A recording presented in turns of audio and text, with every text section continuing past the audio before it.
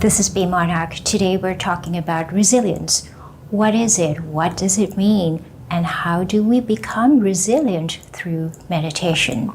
To answer those questions, we'll meet James. He's having a horrible time at work because his boss yells at him for no apparent reason and his colleagues are being extremely unkind to him.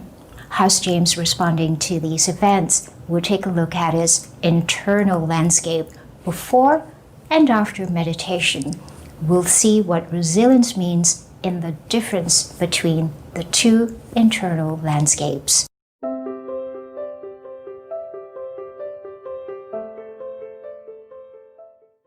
Resilience is the ultimate aim of this channel, of my teachings, of my writings, of everything that I do related to meditation.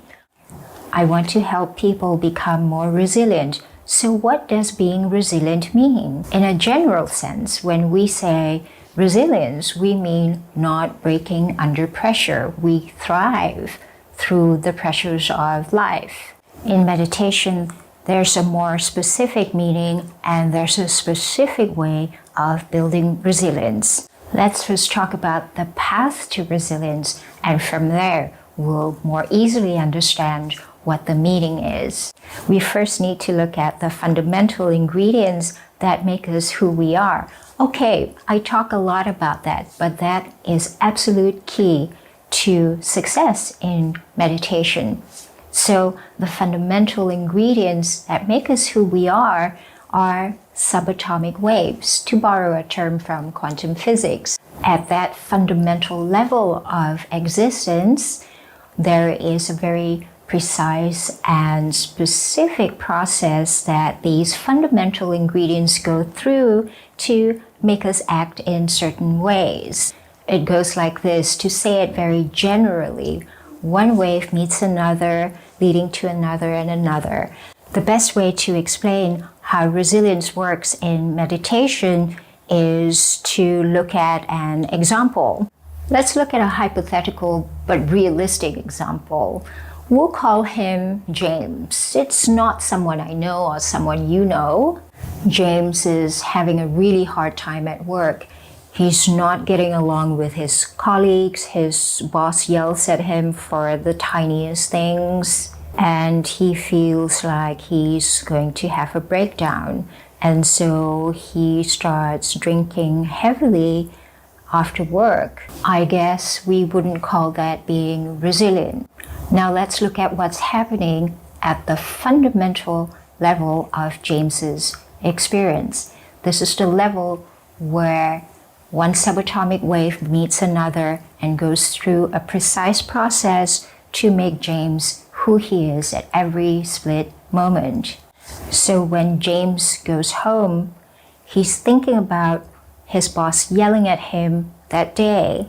That thought is made of specific types of subatomic waves with specific patterns. In this instance, they're big pounding patterns. And when that pounding pattern meets his consciousness, which is also a wave, it influences the consciousness to also make it a pounding pattern. There are several other waves after consciousness, but let's cut to the chase. The key part of that subatomic process is the sensations we feel in specific parts of the body as a result of engaging with our thoughts, the smells, the sounds, the touch, whatever it is that we encounter in life produces sensations. And now that we cut to the chase, we're at the part where James feels sensations throughout his body as a result of thinking of his boss screaming at him. In this example, James feels two main types of sensations: a pounding, fiery sensation between the two rib cages, a little underneath the sternum. The second sensation he feels are a cutting sensation around this area at the flanks. Those are very unpleasant sensations, and they are ugly wave patterns. They influence the next stage, which is the volition wave. The volition wave is what urges us to act. In James's case, the volition wave is pushing him to drown his sorrows, shut them out through alcohol. And so that volition wave is resulting in the action wave, which is making him get up, go to the bar, and pour himself drink after drink after drink. Now let's say James has decided that he wants to be done with this alcoholic stuff. He's decided to be resilient, to be able to ride through the storms at work, and so he's learned to meditate. So what's the difference in that subatomic process? After he's been practicing meditation for a while, and he's become quite proficient at it, and now he's able to manage that fundamental process that we just looked at.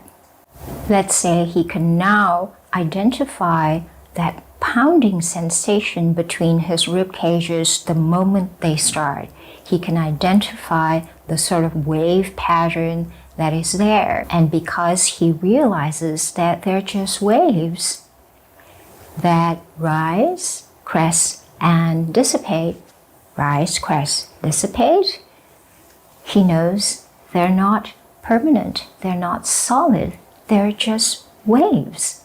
And so he allows the waves to pass. And that means there is no volition, no action, no alcohol. And because James can now manage the waves that drive him, he is now much more resilient because he's not acting automatically, he's not allowing waves that are not beneficial to push him to act in ways that won't be beneficial to him. His internal landscape is no longer turbulent ups and downs, but more even. Whatever happens in his external world, whether his boss yells at him, whether his colleagues laugh at him, whatever happens, James's internal landscape stays quite stable.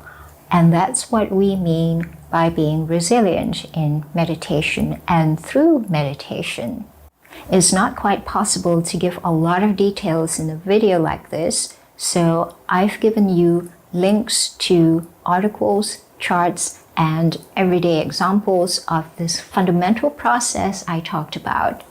The links are below in the description box. And please remember to comment, like, and subscribe, and turn on the bell notification. And until we meet again, please stay sharp and resilient.